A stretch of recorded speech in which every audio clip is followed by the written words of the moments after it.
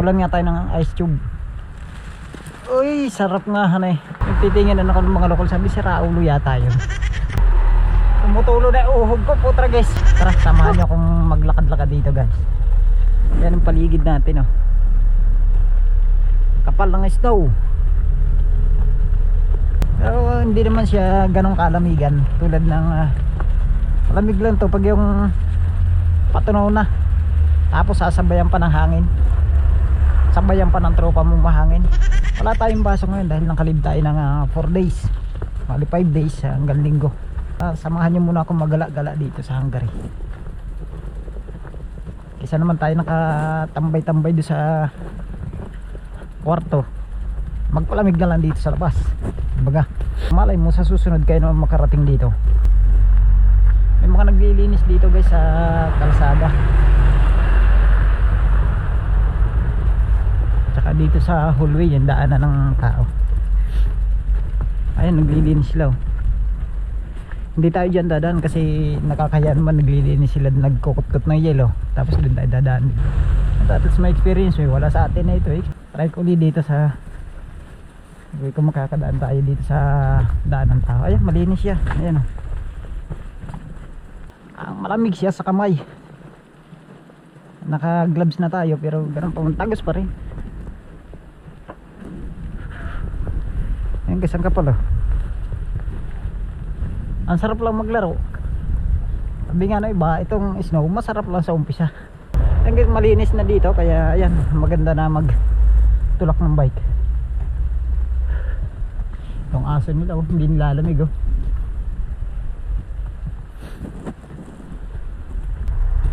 Kala ko tatagal ako sa labas ng medyo matagal.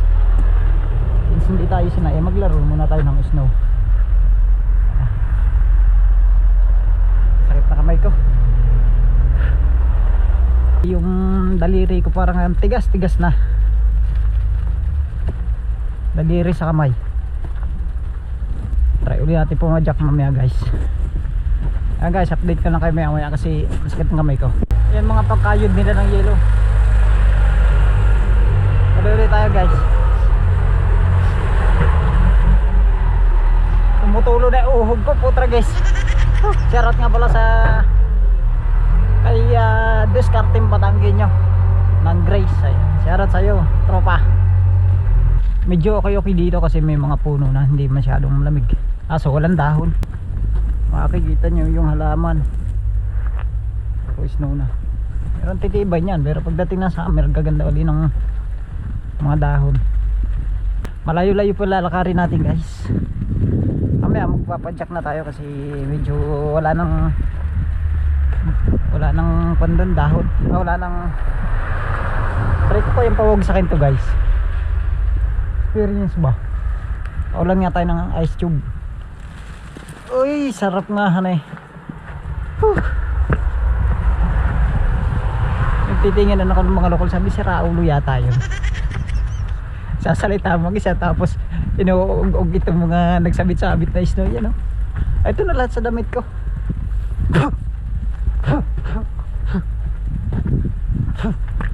Magpapagpag muna tayo guys kasi baka sabihin ng mga kabayan natin makakakita sa atin kung saan tayo nagsuot.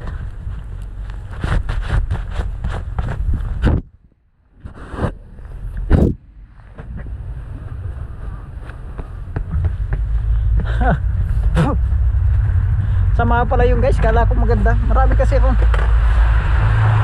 ako napapanood na nag-vlog dito, naggano'n eh, pinapagpag nila yung mga puno, pero ang ganda ng tignan. Pero para sa akin parang hindi man, parang sagwa. Pero pala maging vlogger, no? Lalo na yung ganito nakaunat-unat yung kamay mo. Sakripisyo din pala pag yung vlogger. Kala ko madali lang makawit sa kamay, liit na liit pa ng camera hawak ko. Kung sa atin, lalakaran natin buhangin dito, yellow. Pati yata ngipin ko nagyayelo. Gusto ko pa sana pagpagin yan, kaso baka mag-snowman ako. Ang kapal dito. Oh, yan. Ayan. Dito dati ako nagtatambay guys. Diyan din ako gumagawa ng video. Kaso pag maglakad pa ako dyan, malalim yan. napupuno yung aking sapatos. Pasukin natin. Nilinisan pala nila guys yan. Nilinisan nila kasi tambayan to. Kaso yung mga upuan hindi nila tinanggalan ng ice. Tayo magtatanggal kasi upo tayo. Maganda dito, ang lamig. Kasi yung upuan, itong upuan guys, makikita nyo puno ng ice, pero pag ginano natin tuyo yung ilalim yan. Ayan o, tuyo yung ilalim. Hindi na tayo makaupo, diba? Oh, ito kasi circle siya. Yan, nilinisan lang nila yung paikot doon. Galing mga tao dito guys, nagtutulungan sila para malinis doon mga daanan. Hindi ko lang alam kung sa government yung mga naglilinis dito. Linisan yung upuan eh. Tayo maglilinis ngayon ng upuan. May maupo eh. Siya. Oo. Ayun lang, yung bakaran dito guys, ang ganda. Pag ang tawag dito, pag summer, ang ganda rin itong mga puno na ito. Ang ganda ng bulaklak, ang ganda ng dahon. So, ngayon parang Christmas tree muna sila kasi kadadaan ng December eh. Ito yung bilihan namin ng bisikleta. Ayan, ito yung parang dyan sa atin Japan Surplus. Dito dinadala yung mga second hand na bisikleta. Lahat ng gamit dyan din dinadala. Diyan bumibili ng mga bike yung ating mga kababayan, ng mga bagong dating. Ayan, wala silang display sa labas kasi nga matatakpan ng snow. Mga nagtatanong nga pala kung magkano ang sahod dito ng factory worker.